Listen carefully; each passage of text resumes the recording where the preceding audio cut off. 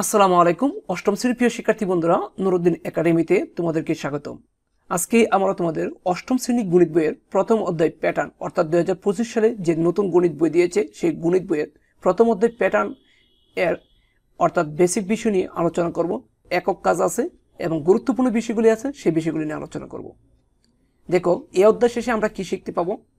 দেখো, অধ্যায় শেষে শিক্ষার্থীরা প্যাটার্ন কি তা ব্যাখ্যা করতে পারবে, রৈখিক প্যাটার্ন লিখতে ও বর্ণনা করতে পারবে। ভবিষ্যতে তোমরা এগুলি পড়ে নিবা। দেখো প্রিয় শিক্ষার্থী বন্ধুরা, প্যাটার্ন নিচের প্রথম চিত্রের টাইলসগুলো লক্ষ্য করি। এগুলো একটি প্যাটার্নে সাজানো হয়েছে। এখানে প্রতিটি আড়াআড়ি টাইলস এর পাশের টাইলসটি লম্বালম্বি সাজানো এই নিয়মটি একটি প্যাটার্ন সৃষ্টি করেছে। আমরা দেখতে পাচ্ছি যে এখানে প্রথম যে টাইলসটা এটা আড়াআড়িভাবে দিয়েছে, ঠিক আছে। দ্বিতীয় টাইলসটা হচ্ছে লম্বালম্বিভাবে দিয়েছে। আবার পরবর্তী তৃতীয় টাইলসটি আড়াআড়িভাবে দিয়েছে, তারপরে টাইলসটা লম্বালম্বিভাবে দিয়েছে। একই রকমভাবে এখানে প্রথম টাইলসটি লম্বালম্বিভাবে দিয়েছে, দ্বিতীয় টাইলসটি আড়াআড়িভাবে দিয়েছে, তৃতীয় টাইলসটি লম্বালম্বিভাবে দিয়েছে, এরপরের টাইলসটি আবার আড়াআড়িভাবে দিয়েছে। এটার মধ্যে একটা প্যাটার্ন আছে, অর্থাৎ এক একবার আড়াআড়ি একটা লম্বালম্বি, একটা আড়াআড়ি একটা লম্বালম্বি, ঠিক আছে। এটার মধ্যে একটি প্যাটার্ন লক্ষ্য করা যাচ্ছে। দেখো প্রিয় শিক্ষার্থী বন্ধুরা, দ্বিতীয় চিত্রে বলা হয়েছে যে প্রথমে এক দেওয়া আছে, তারপরে আবার নিচে উভয় পাশে এক দেওয়া আছে, তারপরে আবার উভয় পাশে এক দেওয়া আছে, মধ্যখানে দুই দেওয়া আছে। অর্থাৎ এটা নিয়মটা হচ্ছে যে এই উপরের পাশাপাশি দুটি সংখ্যার যোগফলটা মধ্যখানে বসবে, আর ও প্রত্যেকবারে উভয় প্রথম এবং শেষে কি হবে, এক হবে। তাহলে এই এক আর একে যোগ করলে দুই। তারপরে আবার আমরা উভয় পাশে এক দিব, প্রথমে এবং শেষে এক দিব। উপরের সংখ্যাগুলি পাশাপাশি যোগফল মধ্যখানে বসাবো। দুই আর একে যোগ করলে তিন হয়, দুই আর একে যোগ করলে তিন হয়। তারপরে আবার নিচে আমরা প্রথমে এবং শেষে এক বসাবো। এরপরে উপরের সংখ্যাগুলি পাশাপাশি যোগ করে মধ্যখানে বসাবো। এক আর তিনের যোগ করলে চার হবে, ঠিক আছে। তিন আর তিনের যোগ করলে ছয় হবে, তিন আর একের যোগ করলে চার হবে। যদি আমরা আরও একটি নিচে বাড়াতে চাই তাহলে উভয় পাশে আমরা কি দিব, এক দিব, এই পাশে এক দিব। তারপরে এই এক আর চারের যোগ করলে কত হবে, পাঁচ হবে, আমরা এখানে পাঁচ দিব। তারপরে চার আর ছয় যোগ করলে হবে 10, আমরা এখানে 10 দিব, ঠিক আছে। এই চার আর ছয় আর চারের যোগ করলে 10 হবে, আমরা এখানে 10 দিব, ঠিক আছে। চার আর একের যোগ করলে 5 হবে, আমরা এখানে 5 দিব। একটু কমা দিয়ে বসে নিচ্ছি। এভাবে তোমরা আরো নিচের দিকে নামতে পারবো। আমরা দেখতে পাচ্ছি প্রথমেই হচ্ছে এক, তারপরেই হচ্ছে দুই, তারপরেই হচ্ছে চার, তারপরে হচ্ছে আট, তারপরে হচ্ছে 16, তারপরে হচ্ছে 32, ঠিক আছে। এখানে কিন্তু একটা প্যাটার্ন লক্ষণ করা যাচ্ছে প্রিয় শিক্ষার্থী বন্ধুরা। দেখো, একের দ্বিগুণ দুই, দুইয়ের দ্বিগুণ চার, চারের দ্বিগুণ আট, আটের দ্বিগুণ 16, 16 দ্বিগুণে 32, অর্থাৎ প্রতিবার দ্বিগুণ হচ্ছে। দ্বিতীয় চিত্রের মধ্যে আমরা একটি প্যাটার্ন হতে পাচ্ছি যে প্রত্যেকবার আগের সংখ্যার দ্বিগুণ করে বসছে, এর পরবর্তী সংখ্যাটা কিন্তু 64 হবে। দেখো, দ্বিতীয় চিত্রে কতগুলো সংখ্যা ত্রিভুজ আকারে সাজানো হয়েছে। সংখ্যাগুলো একটি বিশেষ নিয়ম মেনে নির্বাচন করা হয়েছে। নিয়মটি হলো প্রতি লাইনের শুরুতে ও শেষে এক থাকবে, অন্য সংখ্যাগুলোর উপরে সারির দুটি পাশাপাশি সংখ্যার যোগফলের সমান। যোগফল সাজানোর এই নিয়ম একটি প্যাটার্ন সৃষ্টি করেছে। তারপরে প্রিয় শিক্ষার্থী বন্ধুরা, আবার 1, 4, 7, 10, 13 সংখ্যাগুলোতে একটি প্যাটার্ন বিদ্যমান। সংখ্যাগুলি ভালোভাবে লক্ষ্য করলে দেখলে একটি নিয়ম খুঁজে পাওয়া যাবে। নিয়মটি হলো 1 থেকে শুরু করে প্রতিবার 3 যোগ করতে হবে, ঠিক আছে। এই 1-এর সাথে 3 যোগ করলে 4, 4-এর সাথে 3 যোগ করলে 10, 10-এর সাথে 3 যোগ করলে কত, 13 হবে, ঠিক আছে। এরপরে অন্য একটি উদাহরণ, 2, 4, 8, 16, 32 প্রতিবার কি হচ্ছে, দ্বিগুণ হচ্ছে। এটাও একটি প্যাটার্ন। প্রিয় শিক্ষার্থী বন্ধুরা, 1.2 স্বাভাবিক সংখ্যার প্যাটার্ন। মৌলিক সংখ্যা নির্ণয়। আমরা জানি যে একের চেয়ে বড় যেসব সংখ্যার এক ও সংখ্যাটি ছাড়া অন্য কোনো গুণনীয়ক নেই সেগুলোকে মৌলিক সংখ্যা বলে। এরা টোস্থিনিস চাকরির সাহায্যে সহজেই মৌলিক সংখ্যা নির্ণয় করা যায়। 1 থেকে 100 পর্যন্ত স্বাভাবিক সংখ্যাগুলো একটি চার্টে লিখি। 1 থেকে 100 পর্যন্ত স্বাভাবিক সংখ্যাগুলো একটি চার্টে লিখি। এবার সবচেয়ে ছোট মৌলিক সংখ্যা 2 চিহ্নিত করি। প্রিয় শিক্ষার্থী বন্ধুরা, তোমাদের মনে রাখতে হবে মৌলিক সংখ্যার মধ্যে সবচেয়ে ছোট হচ্ছে 2, আবার মৌলিক সংখ্যার মধ্যে একমাত্র জোড় সংখ্যা হচ্ছে 2। এটা কিন্তু তোমাদের আবার সঠিক উত্তর আসবে। এগুলো তোমাদের মনে রাখতে হবে যে মৌলিক সংখ্যার মধ্যে জোড় সংখ্যা হচ্ছে 2, ঠিক আছে। এর গণিতকগুলো কেটে দিই, 2 এর গণিতকগুলো আমরা কেটে দিব।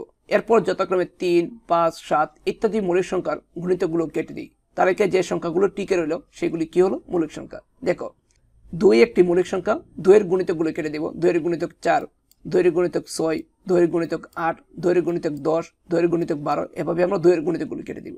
3 একটা মৌলিক সংখ্যা, 3 এর গণিতক 6 কেটে দেব, 3 এর গণিতক 9, 3 এর গণিতক 12, 3 এর গণিতক হচ্ছে 15, 3 এর গণিতক 18, এগুলি আমরা কেটে দিব।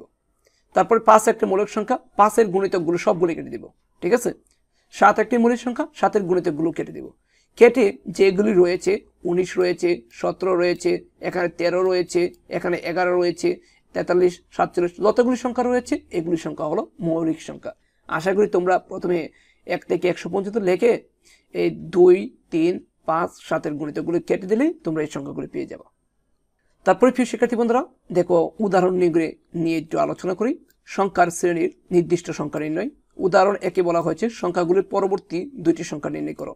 আমরা দেখতে পাচ্ছি যে 3, 10, 17, 24, 21 প্রদত্ত সংখ্যাগুলো পাশাপাশি 2টি সংখ্যার পার্থক্য হচ্ছে 3 এবং 10 এর মধ্যে পার্থক্য 7, 10 এবং 17 এর মধ্যে পার্থক্য 7, 17 এবং 24 এর মধ্যে পার্থক্য 7, 24 এবং 31 এর মধ্যে পার্থক্য হচ্ছে 7। তাহলে প্রত্যেকবার 7 করে পার্থক্য হচ্ছে। তাহলে পরবর্তী সংখ্যাটি 31 সাথে যদি আমরা 7 যোগ করি তাহলে পরবর্তী সংখ্যাটি আমরা পেয়ে যাব। 31 সাথে 7 যোগ করলে পরবর্তী সংখ্যা 38, 38 সাথে 7 যোগ করলে 45, অর্থাৎ পরবর্তী 2টি সংখ্যা হচ্ছে 38 এবং 45। উদাহরণ 2-এ দেখো বলা হয়েছে সংখ্যাগুলোর পরবর্তী সংখ্যাটি নির্ণয় করো। 1, 4, 9, 16 এবং 25, ঠিক আছে। প্রিয় শিক্ষার্থী বন্ধুরা, এগুলির মধ্যে আমরা দেখতে পাচ্ছি যে পাশাপাশি 2টি সংখ্যা, এই দেখো 1 এবং 4 এর মধ্যে পার্থক্য 3, 4 এবং 9 এর মধ্যে পার্থক্য 5, 9 এবং 16 এর মধ্যে পার্থক্য 7, 16 এবং 25 এর মধ্যে পার্থক্য 9, অর্থাৎ প্রত্যেকবার পার্থক্যে 2 করে বাড়ছে, পার্থক্য 2 করে বাড়ছে, ঠিক আছে। এই দেখো এটার মধ্যে 2 পার্থক্য বাড়ছে, আবার 2 বাড়ছে, আবার 2 বাড়ছে, পার্থক্যের পার্থক্য 2 করে বাড়ছে, ঠিক আছে। তাহলে আমরা বলতে পারি পরবর্তী সংখ্যাটি হবে 9 এর সাথে 2 যোগ হয়ে, 9 এর সাথে 2 যোগ করে 11 হবে। 25 এর সাথে যদি আমরা 11 যোগ করি তাহলে কত হবে? 36 হবে। তাহলে পরবর্তী সংখ্যাটি আমরা কত পাবো? 36 পাবো। প্রিয় শিক্ষার্থী বন্ধুরা, দেখো 3 নম্বরে বলা হয়েছে সংখ্যাগুলোর পরবর্তী সংখ্যাটি নির্ণয় করো। এক্ষেত্রে পার্থক্য কিন্তু ভিন্ন। যদি আমরা পার্থক্য দেখি যে 1 এবং 5 এর মধ্যে পার্থক্য 4, 6 এবং 11 এর মধ্যে পার্থক্য 5, অর্থাৎ পার্থক্য মিলতেছে না। পাশাপাশি 2টি সংখ্যার যোগফল যদি দেখি 5 এবং 1 এর যোগফল 6, 5 এবং 6 এর যোগফল 11, 6 এবং 11 যোগফল 17, ঠিক আছে। অর্থাৎ এগুলির মধ্যে একটা প্যাটার্ন বলা হয়েছে, পরপর 2টি সংখ্যার যোগফল পরবর্তী সংখ্যাটির সমান, ঠিক আছে। তাহলে 17 এবং 28 এর যোগফল পরবর্তী সংখ্যাটির সমান হবে, অর্থাৎ 45 হবে, ঠিক আছে। পরবর্তী সংখ্যাটি হবে 17 যোগ 28, অর্থাৎ 45। তারপর প্রিয় শিক্ষার্থী বন্ধুরা, নিচে একটি কাজ দেওয়া আছে, এই কাজটি আমরা দেখে নিচ্ছি যে 0, 1, 2, 1, 1, 2, 3, 5, 8, 13, 21, 34 সংখ্যাগুলোকে ফিবোনাক্সি অথবা ফিবোনাক্সি সংখ্যা বলা হয়। সংখ্যাগুলোতে কোনো প্যাটার্ন দেখতে পাও? আমরা দেখতে পাচ্ছি 0 এবং 1 এর যোগফল 1, ঠিক আছে। 1 এবং 1 এর যোগফল 2, অর্থাৎ এখানেও পাশাপাশি 2টি সংখ্যার যোগফল পরবর্তী সংখ্যাটির মতন, ঠিক আছে। 2 এবং 1 এর যোগফল 3, 3 এবং 5 এর 3 এবং 2 এর যোগফল 5, 3 এবং 5 এর যোগফল কত? 8, 5 এবং 8 এর যোগফল 13। পাশাপাশি 2টি সংখ্যার যোগফল পরবর্তী সংখ্যাটি সমান। তাহলে পরবর্তী 10টি ফিবোনাক্সি অথবা ফিবোনাক্সি সংখ্যা আমরা বের করে দিচ্ছি তোমাদেরকে। প্রিয় শিক্ষার্থী বন্ধুরা, যে পরবর্তী এখানে কিন্তু সর্বশেষ সংখ্যা হচ্ছে 34। তাহলে 21 এবং 34 যোগ করলে আমরা পরবর্তী সংখ্যাটি পাবো। দেখো 21 এবং 34 যোগ করলে হয় 45, 55 এবং 34 এবং 55 যোগ করলে কিন্তু হবে 89, 55 এবং 89 যোগ করলে হবে 144, 89 এবং 144 যোগ করলে হবে 233। এভাবে আমরা পরবর্তী সংখ্যাগুলো নির্ণয় করেছি। 144 এবং 233 যোগ করলে হবে 377, ঠিক আছে। 233 এবং 377 যোগ করলে হবে 610, 377 610 যোগ করলে হবে 987, 610 এবং 987 যোগ করলে হবে 1597, 987 এবং 1597 যোগ করলে হবে 2584 এবং 1597 ও 2584 যোগ করলে হবে 4181। পরবর্তী 10টি ফিবোনাক্সি সংখ্যা এখানে তোমাদের জন্য দেওয়া হলো। তারপর প্রিয় শিক্ষার্থী বন্ধুরা দেখো এখানে বলা হয়েছে স্বাভাবিক ক্রমিক সংখ্যার যোগফল। এটা একটি বিশেষ গুরুত্বপূর্ণ। দেখো স্বাভাবিক ক্রমিক সংখ্যার যোগফল বের করার একটি চমৎকার সূত্র রয়েছে। আমরা সহজেই সূত্রটি বের করতে পারি। মনে করি 1 থেকে 10 পর্যন্ত ক্রমিক স্বাভাবিক সংখ্যাগুলির যোগফল ক। ঠিক আছে, অর্থাৎ ক সমান সমান এই দেখো 1 যোগ 2 যোগ 3 যোগ 4 যোগ 5 যোগ 6 7 8 9 এভাবে আমরা 1 থেকে 10 পর্যন্ত যোগ করে নিলাম। আর এই সবগুলো যোগফলকে আমরা কি ধরেছি? ক ধরেছি। ঠিক আছে, লক্ষ্য করি প্রথম ও শেষের পদের যোগফল, প্রথম এবং শেষের যোগফল কিন্তু কত হয়? 11। শেষ পদের আগের পদের যোগফল একে দেখো এই শেষ পদের এই 2 এবং এখানে যোগ 9 এর যোগফল 11। আবার 3 নম্বর, আবার এদিক দিয়ে 3 নম্বর, অর্থাৎ 8 এবং 3 এর যোগফল কত? 11। একই যোগফলের প্যাটার্ন অনুসরণ করে 5 জোড়া সংখ্যা পাওয়া গেল। সুতরাং যোগফল 11কে 5 জোড়া দ্বারা যদি আমরা গুণ করি তাহলে 55। এ থেকে স্বাভাবিক ক্রমিক সংখ্যার যোগফল বের করা একটি কৌশল পাওয়া গেল। ঠিক আছে, অর্থাৎ যত জোড়া হয় তত জোড়াকে তোমরা যোগফল দ্বারা গুণ দিলেই তোমরা সংখ্যাগুলোর সমষ্টি পেয়ে যাবে। প্রিয় শিক্ষার্থী বন্ধুরা, কৌশলটি হলো প্রদত্ত যোগফলের সাথে সংখ্যাগুলি বিপরীত ক্রমে লিখে পাই। আমরা প্রথমে ক সমাজ্জা 1 থেকে 10 পর্যন্ত যোগ করব। আবার ক সমান সমান লিখে আমরা উল্টায় যোগ করব, অর্থাৎ বিপরীত ক্রমে 10 9 8। ঠিক আছে, এক্ষেত্রে ক এবং ক যোগ করলে হবে 2ক। 1 এবং 10 যোগ করলে হবে এই যে 1 10। এখান থেকে আমরা এ পাশে যোগ করতে পারি, 10 এবং 1 যোগ করব। ঠিক আছে, তারপর 9 এবং 2 যোগ করব। ঠিক আছে, ডট ডট দিয়ে বাকি যোগ করে নিলাম। তারপরে আবার 9 এবং 2 যোগ করে দেখাইছি, 1 এবং 10 যোগ করে দেখাইছি। প্রতিবার কিন্তু যোগফল কত? 11 আসে।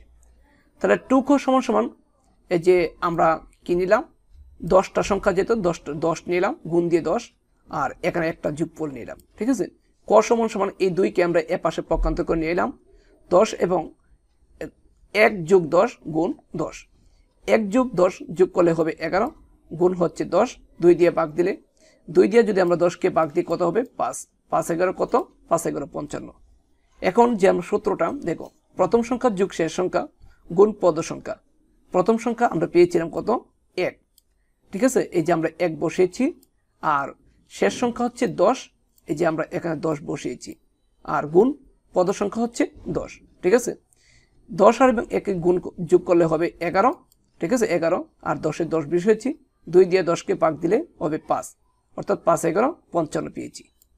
প্রিয় শিক্ষার্থী বন্ধুরা, একই রকমভাবে আমরা 1 থেকে 15 পর্যন্ত ক্রমিক স্বাভাবিক সংখ্যাগুলোর যোগফল বের করে সূত্র প্রতিষ্ঠা করব। সেটা তোমাদেরকে দেখিয়ে দিচ্ছি কিভাবে সূত্র প্রতিষ্ঠা করা হয়েছে এবং যোগফল নির্ণয় করা হয়েছে। তোমরা অবশ্যই দেখে এটা বুঝে নিবে।